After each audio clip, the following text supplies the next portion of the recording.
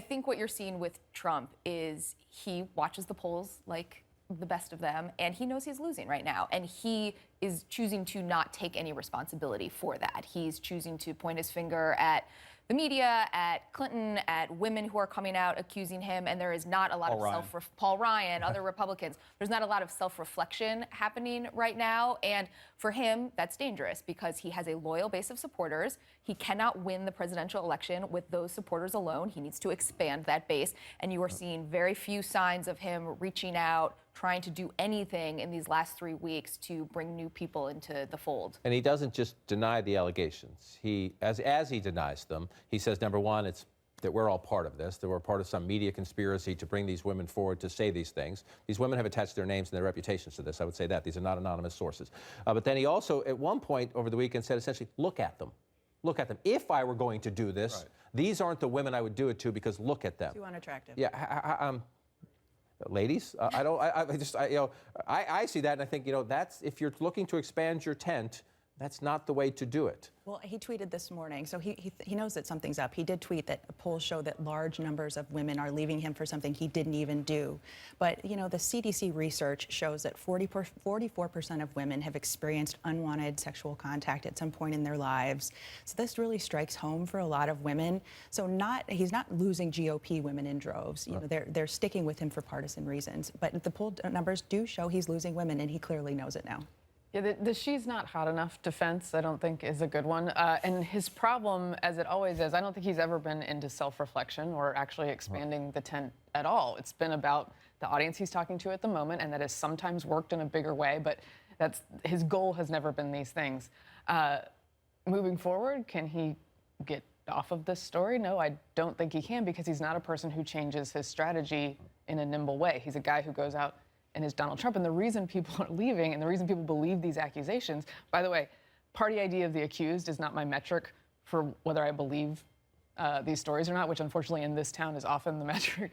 But I don't know if he can move off of this because he has a tape of him saying he did these things. Right. That's the bottom line. Right, and that's one of the issues. And I don't like to replay this gratuitously, but this is, and we're going to play the gentle part here, but this is part of the problem. Donald Trump says this never happened. He says he would never do it. Then he adds, well, they're not attractive enough. But one of his issues is that the women are coming forward and essentially saying that Donald Trump did this.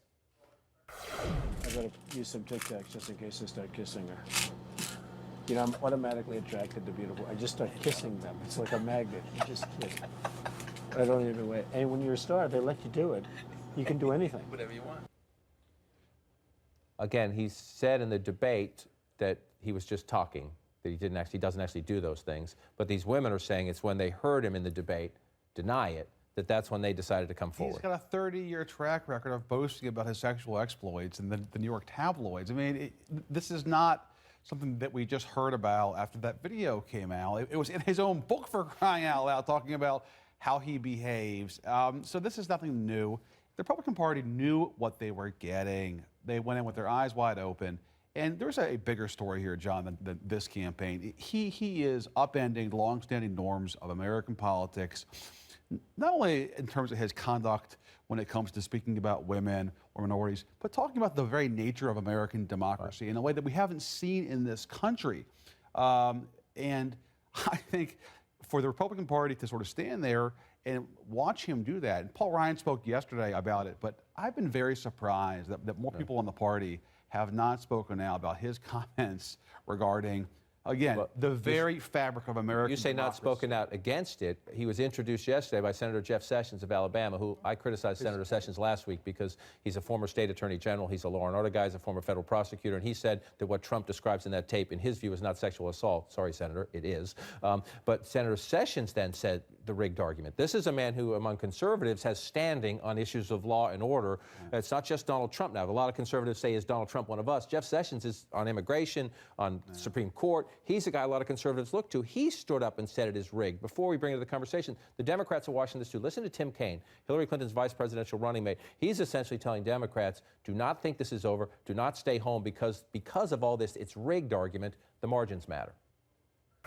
We got to make sure that the margin that he loses by is so big and so clear and so powerful and so unmistakable that when he stands up and says, poor me and it was rigged against me, nobody will believe him. We'll find the advanced guy about that mural behind Senator Kaine. Shades, yes. But that this is, you know, we laugh about these things sometimes, but if you read the accounts, and you guys have been out there at Trump rallies, of some of the things Trump supporters say, that here's a guy who spent so much time delegitimizing President Obama. He's not from this country. Right. He's a birther. Now is he in advance trying to delegitimize a Clinton victory, if that's what it comes to? Look, let me say this. I think it's not crazy for him to point out and for his supporters to be a little miffed by the fact that there's this pretty coordinated rollout of stories about these women, that in fact with the Alicia Machado thing, you had several stories in the like coming down the pike from Cosmopolitan that had been set up before she used that line. And to look at the media and go, hey, you guys haven't like really been friendly to us for a long time, and this seems like you're working together. I don't think that's a crazy thing to say. When you take it the extra step and say that the entire system is rigged, I think that's a problem. But he has done that, again, with the Republican Party knowing what it's getting. He's done that every step of the way. Every primary race he lost, it was because it was rigged. And I think it's really important, though, that people, sometimes in these elections, you get really caught up in just the day-to-day and the race that we're in. Step back and think about this. We have had election after election in this country where the result is accepted as fair, it was a free election, and the loser steps aside and accepts the results. I don't think you can say for certain that Donald Trump will take that position after this election.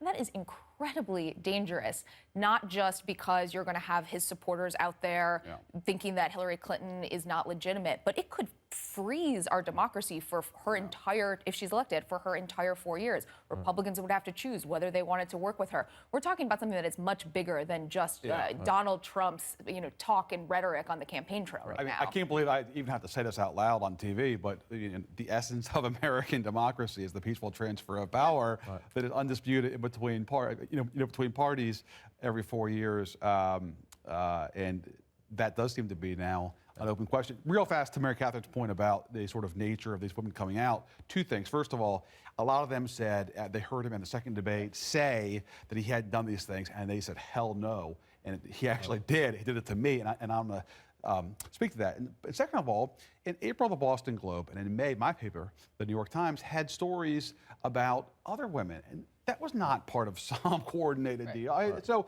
this is not some chiefs of this nature have existed Right. before. Yeah. And even if it is all coordinated by the Clinton campaign, here's what I always say on these things: that if I rob a bank and my worst enemy tapes me robbing the bank and provides the tape to the police, I can scream at my worst enemy all I want. I still rob the bank. It always comes back to that.